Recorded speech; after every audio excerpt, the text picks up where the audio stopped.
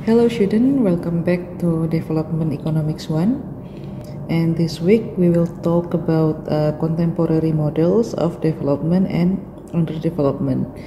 This is material for chapter 4, this is material from chapter 4 in your textbook, and I will try to summarize the main idea of the chapter. That's why this PPT is quite short. Actually, it just consists of about 18 slides. But if you are curious about the contemporary models that we are going to discuss today, then I suggest you read the textbook. Okay, so let's start. So in this chapter, we review a sample of some of the most influential new models of economic development.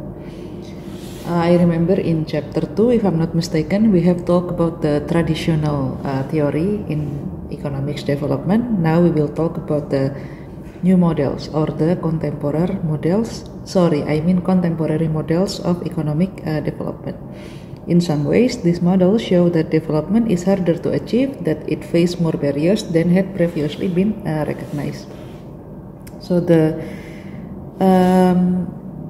one of the main intake from the new models in economic development is that now we realize it is more difficult than expected to achieve the development goal, because in the previous or in the old traditional model and theory, it was always assumed that we have perfect information and perfect competition, but in real life it's not like that. So that's why the new model underlines that the barrier is much worse than it was described in the old theory. But greater understanding itself facilitates improvement in development strategy, and the new models have already influenced development policy and models for international assistance. So this is also important, the new models, because now they realize the barrier is worse than we are expecting. Then now the understanding is better. That's why now we have improvement in the development strategy. Okay, the new research has broadened considerably the scope of modeling a market economy in developing country. This is good, right? Because the new research now they incorporate the real characteristic of market economy in the developing country. One of its major themes is incorporating problems of coordination among economic agents, such as among groups of firms, workers, or firms and workers together. Other key themes, often but not always in conjunction with the coordination problem, include the formal exploration of situations which increasing returns to scale, a finer division of labor, the availability of new economic ideas or knowledge, learning by doing, and information externalities, and monopolistic competition or other forms of industrial organization other than perfect competition predominate. This is important, right? As you can see here, the perspective of the contemporary research in economic development, we use microeconomics approach instead of aggregate approach or macroeconomic approach. Now we focus on the coordination or interaction among economic agents, and this is great. Why? Because the economy actually consists of plenty coordination or interaction among the economic agents. So if we put our focus in the economics agents, then it will directly affect the economy as a whole. But now we have new perspective, that is microeconomics perspective or industrial organization perspective. So we will talk about how firms interact with each other, how workers interact with each other, how customers interact with each other, and how among those three agents they interact with each other. Okay. The first concept that we will learn today is the coordination failure. So what is coordination failure? So the new perspective of economic development stated that one of the factor that cause underdevelopment is because there is coordination failure. The newer school of thought on problems on economic development.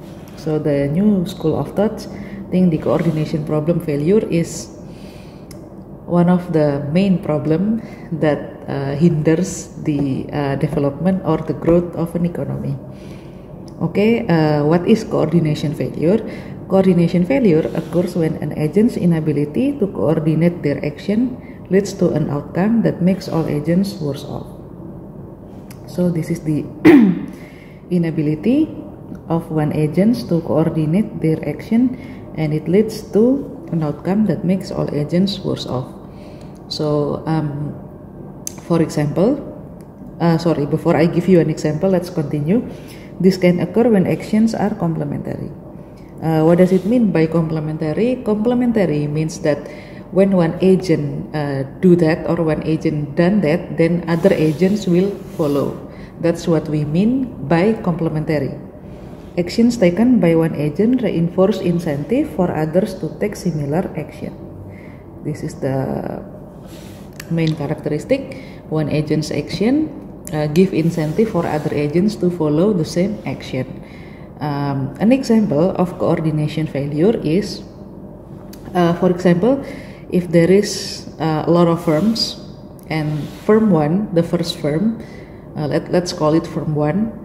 Firm 1 worry if the economy is going to be stagnant, or the economy is going for a recession. Or maybe they worry that the investment in the future is going to be too costly or too expensive. Or maybe they worry that their firm is no longer profitable in the future, or whatever it is that make them worry. Because the firm 1 worry about those things, and then the firm 1 thinks that, oh, we have to save ourselves.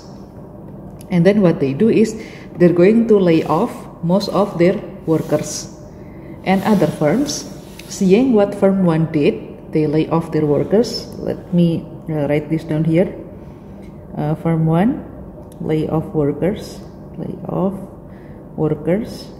and then because others see what firm 1 did, and then others follow, then other firm will also lay off their workers. So what's going to happen is very huge surge in the unemployment rate. A lot of people are out of work, and the unemployment rate is very high. At the end of the day, it's going to be bad for the whole economy, for all of the agents, for all of the firms.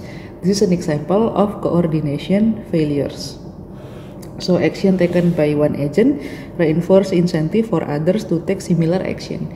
Because when firm 1 did it, other firms also suspect that, oh, it's going to be bad. We have to save ourselves before it's too late, and then they lay off workers as well.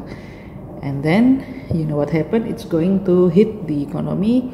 Then recession actually did happen. And then every agent in the economy is going to be worse off. That's coordination failure. One of the simplest way to explain coordination failure is through a multiple equilibria figure that we are going to talk about after this. So the second concept we're going to discuss is multiple equilibria. Multiple equilibria, a diagrammatic approach. So let's start with the name. What is multiple equilibria? So as you can see from the name, multiple means more than one, and then equilibria is the equilibrium. So there is more than one equilibrium in the diagram, okay, because this is a diagram approach here. So often these models can be diagrammed by graphing an S-shaped function and the 45-degree line. So the multiple equilibria figure or graphic here consists of S-shaped function and the 45-degree line. Because there is more than one equilibrium here, or more than one equilibria, we can call an equilibrium is stable when the function crosses the 45-degree line from above and then the equilibrium is unstable when the function crosses the 45-degree line from below. Okay, let's see what's the graph looks like. So this is the graph of multiple equilibria. We will use the same case with the firm 1 laying off a lot of workers previously for this graphic. Okay, so let's see here. As you can see, now we have this 45-degree angle. This is the 45-degree line, the blue one here, and then the S-shaped line is the function. Okay, now let's use the previous case with the firm 1 and other firm laying off worker. The y-axis here, this is the private rational decision, or this is the firm 1 decision. This is the firm 1 decision, and then the x-axis here, the expected decision by other agents, or this is the other firms following what firm 1 did. Other firms. Okay, so this is what we mean by equilibria or equilibrium. This is the economist equilibrium. Okay, so the entire country equilibrium or the aggregate equilibrium. Okay, let's see here. It was mentioned in the previous slide that if the S function crosses the 45-degree angle, if the S-shaped function crosses the 45-degree line from below, from here, then it means that the equilibrium is unstable, right? But if it crosses from the above, from the below, and now from the above, then it was said that the equilibrium is stable. Now let's see the equilibrium point. This is the first equilibrium. This is EQ1. This is the second one. It's in here. Equilibrium 2. This is the third equilibrium. Okay. Now let's use our previous case for this example. Alright, let me switch to this one. Yep, this one. So let's see. For example, this is the previous equilibrium before anything happened. So it was the equilibrium, and then from this point, like I said before, firm 1 thinks that situation is going to be bad, so the firm 1 lay off a lot of workers. What happened is other firms will follow firm 1 to lay off a lot of workers. So what happened to the economist equilibrium is it will move from this point through this line here. It will cross the 45-degree line from below, and then there is adjustment from this equilibrium to reach the second equilibrium in here. But from this part, the economy is going to be unstable. Why? Because a lot of firm is going to lay off a lot of workers. Now we have the new equilibrium in the second equilibrium, or EQ2 here. And then after some times, now the firm 1 thinks that in the near future, cost of investment is going to be low, and then the firm 1 is going to invest much more than before, because the firm 1 thinks the economy is going to be good in the near future. So what happened is other firms will follow firm 1 and they will also invest more, and then now we will move from equilibrium 2 to equilibrium 3, but now the economy is going to be stable, and then we will reach new equilibrium in here. Now this is what we mean by multiple equilibria, because we move from one equilibrium to the other equilibrium. And this adjustment happens all the time because the economy always adjusting, right? And they adjust based on the interaction among the economic agents. Okay, and this is just an example of interaction between firms. The economic agents is not only firm, right? We also have customer and we have workers, and their interaction also affects the economy's equilibrium. Okay, So that's it, the diagram approach of multiple equilibria. Okay, so moving on. Now new concept that we will discuss is the big push. What is the big push? The starting of economic development, the big push. So the big push is a theory that stated that the decision of firms to go for industrialization or not go for industrialization depends on what other firms do. So a firm's decision to go towards industrialization or not depends on other firms' decision. Okay, like we have discussed before. Now our perspective has shifted to microeconomics, and we focus on the coordination and interaction between economic agents. So now in the big push theory, it says that firms' decision whether or not to go for industrialization depends on other firms' decision. Okay, so for example, if firm A, whether or not firm A is going to go for modern sector or industry sector depends whether or not other firms also go for industrialization. That's the main idea of the big push theory. In the big push theory, we will talk a little bit about public policy. Sometimes market failures lead to a need for public policy intervention. I will explain about the big push via diagram, but before that I will explain it through a graphical model, but before that let's take a look at the 6 assumptions of the big push theory. So the big push theory has 6 assumptions, and those assumptions are: the first one is there is only one factor of production, and there are only 2 sectors, and then same production function for each sector, and then consumers spend an equal amount on each good. So the willingness to pay, whether for the traditional sector or modern sector, is similar. And then the economy is closed economy, so there is no international trade. And then perfect competition with traditional firm operating, and limit pricing monopolies with a modern firm operating. Okay, so like we discussed before, there will be multiple equilibria, and then there are some situation where the big push is suitable, but we will come back to this point later after we discuss about the graphical model. Okay, let's go.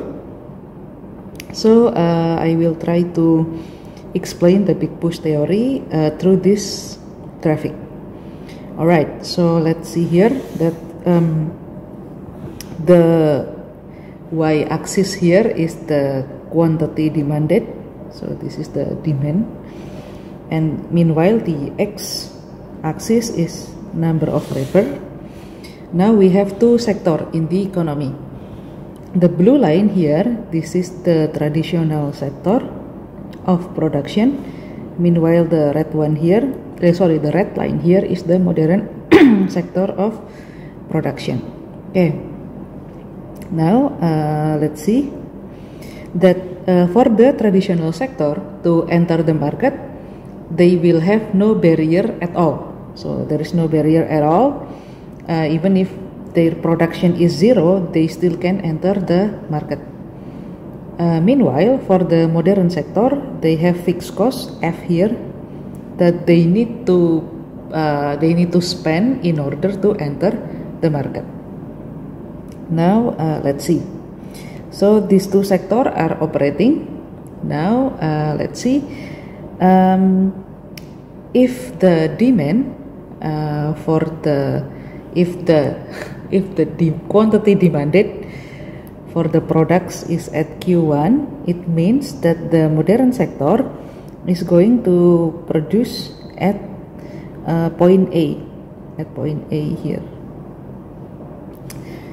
If in that situation the wage, let me use the color of green for example, If the wage is W1 here, and then what happened is the point A is higher than the wage. It means here the modern sector is going to be profitable because they're going to be profitable, and the workers' wage is very low. They can cover the fixed cost here. Then the modern sector will enter the market. So industrialization most likely to happen in this point, because it is profitable for modern sector to enter the market since the wage is only at W1. Then what happened is a lot of firms from modern sector will enter the market. Okay, and industrialization likely to happen in that part. A lot of firms from the modern sector will enter the market, and it is also more profitable for the traditional sector to switch to the modern sector because of point A here is higher than the wage or W1. And then the next case is what happened if the demand now shift from Q1 to Q2 here. If it shift from Q1 to Q2, then the production will be at the point B. If in that situation the wage still in the W1, then industrialization will definitely happen because the resource that the modern sector have can be used, most of them can be used for expansion instead of paying worker. But what happened if in that situation now the wage is going up from W1 to W2? Then in this situation we can see that now point A is lower than W2, but W2 is lower than B. Will industrialization happen in this point? Well, the outcome is not very clear in here. Let me write this down. Industrialization might or might not happen in this part. Why?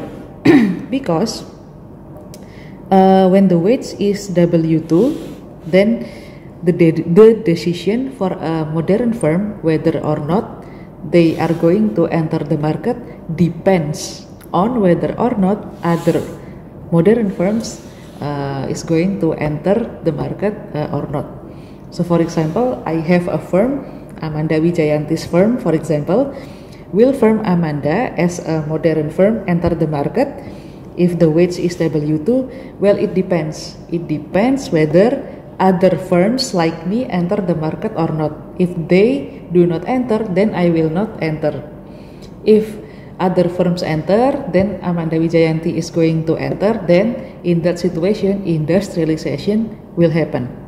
But if other firms do not enter the market, then I won't enter the market, then industrialization will not happen. So that's what we mean by how other firms action will affect, that's what we mean by decision for a firm whether or not to enter industrialization depends on other firms' decision. Okay? And now the third case, what if the wage now in the W3? If the wage in W3, then the wage is going to be bigger from A and B, from point A and point B. If this happens, then there will be no industrialization because it's going to cost too much to enter the market for modern sector. The modern sector now will shift to traditional sector. Realization. Okay, so that's how the big push theory explain whether or not industrialization might happen. Okay, so if a country has a policy that is pro-industry, a country has a pro-industry policy, then what's going to happen is the government might have a policy that prevent the wage to go too high to W3. For example, there is a policy that say that the maximum wage for workers is at point W2. It cannot go higher than W3. If that happen, then what's expected is now firms will enter the market. Now modern firms will enter the market, and then what's going to be expected is if modern sector firms enter the market, then industrialization will happen in that country. Okay, so that's the summary of the big push theory. The big push theory, this usually be suitable or necessary in some condition. Big push may also be necessary when there are intertemporal effects, urbanization effect, infrastructure effect, and trading effects.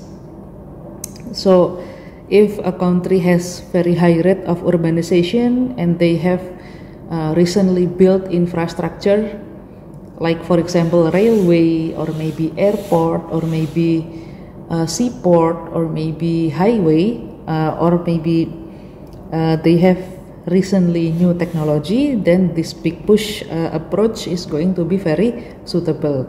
Also the training effects, if most of the firms they give training like an upgrade for their workers, for example, and then now the workers, instead of doing their work manually, now they can operate machine, for example, then this big push approach policy is going to be suitable as well. Okay, so that's the big push approach. And then the next one we will discuss about entrepreneur. So in the contemporary economic development model, it is often stated that entrepreneur is a very important factor for development. That's why a lot of policy in the development not always, but most of them are pro-entrepreneurship. But the truth is, entrepreneurship alone cannot solve all of the problem. And this is why the problem cannot be solved by a super entrepreneur. Because we have capital market failures, we have cost of monitoring managers, we have communication failures, we have limits to knowledge, and there is lack of any empirical evidence that would suggest this is possible. Okay, so even though entrepreneurship is good, it cannot be the only thing that will solve the problem in economic development. Okay, and then this is what's going to happen. This is what's expected to happen if the big push mechanism works very well. So in a nutshell, if the big push mechanism works well, what's going to happen is it's going to raising total demand, reducing fixed costs of later entrants, redistributing demands to later periods when other industrializing firms sell, shifting demand towards manufacturing goods, and then the last one, help defray costs of essential infrastructure. Okay, so that's the summary of big push mechanism. And then next, there are some problems with the multiple equilibria approach. So even though we have discussed about how we need the multiple equilibria approach, there are some problems with multiple equilibria approach. Like I said before, the multiple equilibria focus on the coordination and interaction between economics agents. Nevertheless, like it has always been, what's going to happen in the real world sometimes is not necessarily in line with the theory. In this case, it won't be necessarily in line with the game theory approach, or interaction between agent is not going to be in accordance with the theory. Some problem with multiple equilibria approach. The first one is inefficient advantage of incumbency, and then behavior and norms, and then linkage, and then inequality. So because we heavily rely on interaction between agent, we will expect that each agent is going to act rationally, right? Like any economic agents, they will act rationally. But the truth is, it's not always like that. Like for example, if there are two firms, the first one is the incumbent firm, the first one entered the market long before the second one, then there will be advantage of being the incumbent. The second firm that enter last is going to be in the disadvantage.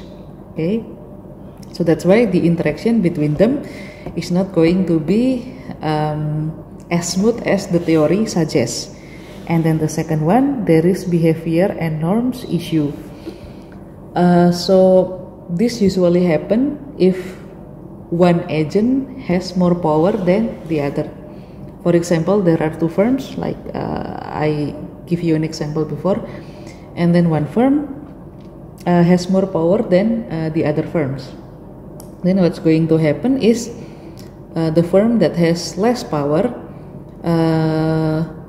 might not interact with the bigger firm like what we expect. Like for example, the first firm and then the second firm. The second firm is bigger, has more resource, and then the first firm is more powerful and have bigger market share. The second firm might be what is it in English? In bahasa we call it canggung, or they worry if they attack the first firm, then they might be being attacked back and cannot survive. And the first one, because they have more power, there is a potential that they might become a predator for the second firm. So that's why the second firm choose not to become rival not to become the rival of the first firm. So that's the behavior and norms issue in there. And then the second one is linkage. This is an issue when, for example, two firms, their products are complementary of each other. So instead of they become rivals, then maybe they can work with each other or coordinate with each other. If two firms, their products is substitution, then they can be a rival for each other. And then the last one is inequality. This is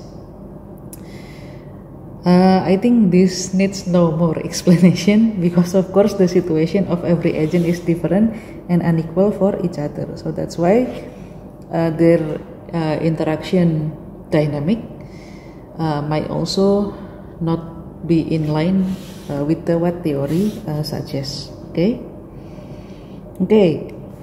And then the next concept is Michael Kramer's O-ring theory of economic development.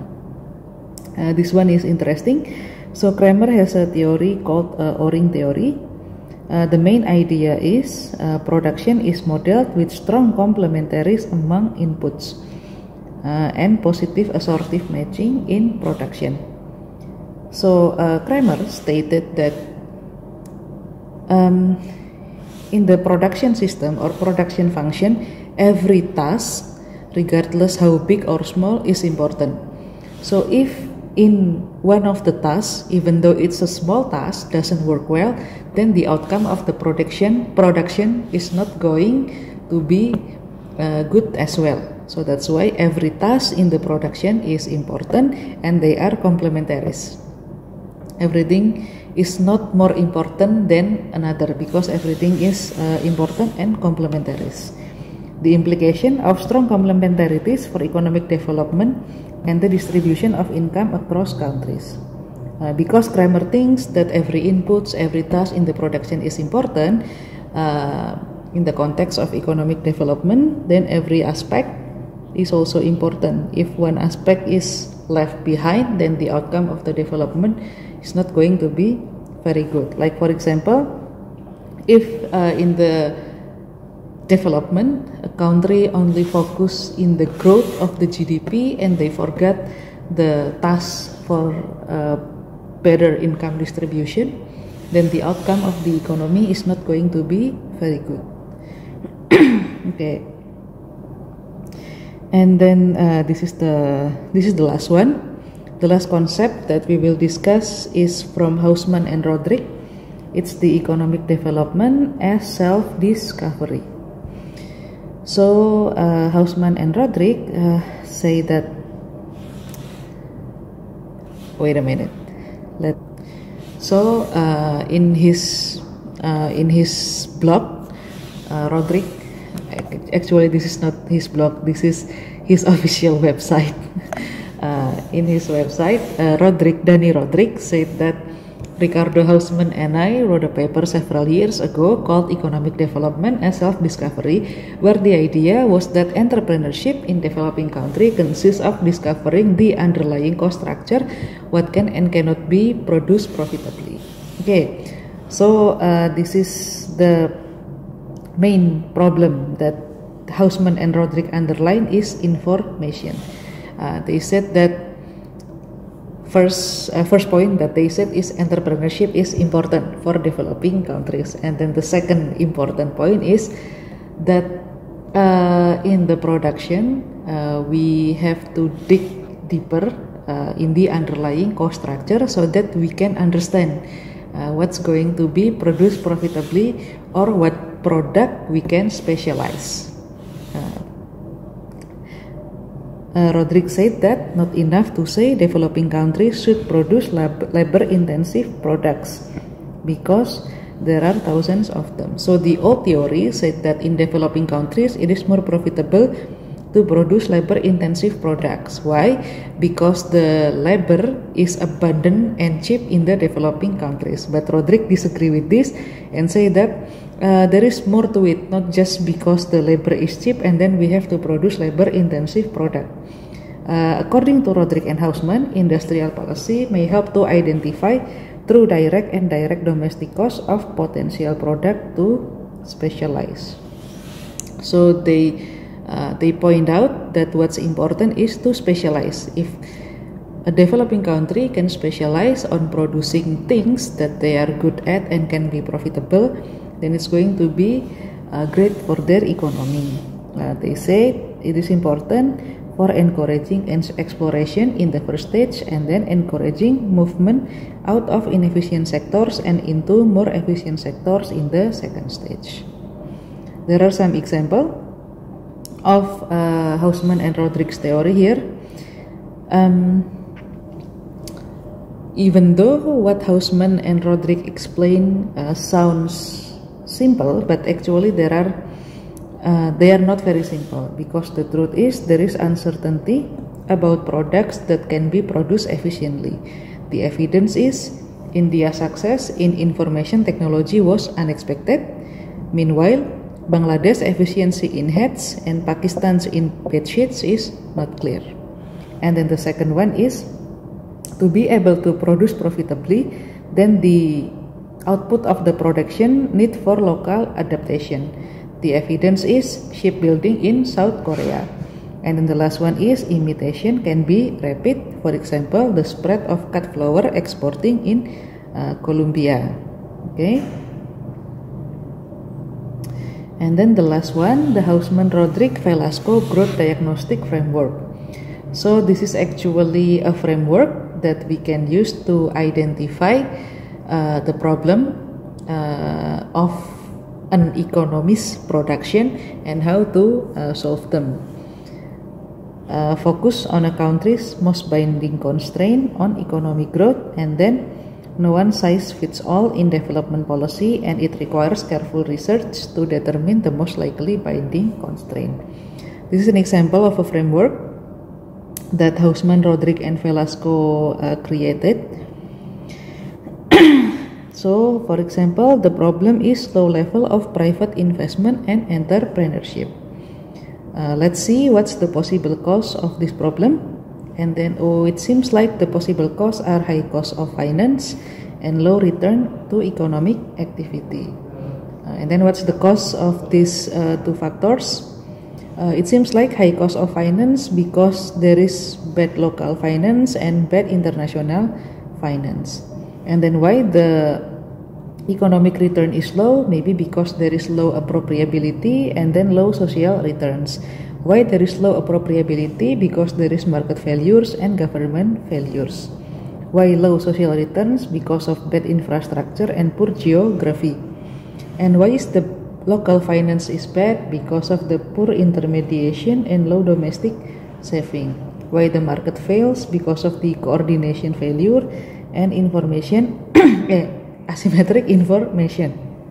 And then why there is government failure? Maybe because the fiscal stability does not work, and then there is a property right issue, corruption and others, and then there is low human capital. So if we can identify all of the problem and then the smallest, not the smallest, I mean the most specific problem here, then the policy is going to target this specific problem. And the expected outcome is by creating policy based on this specific problem, then it's going to achieve the development target. Okay. Yep, so that's it for the chapter 4 discussion, and then these are some concepts that you can review. If you are curious about this issue, you can definitely read more in your textbook. Okay, see you in the next chapter.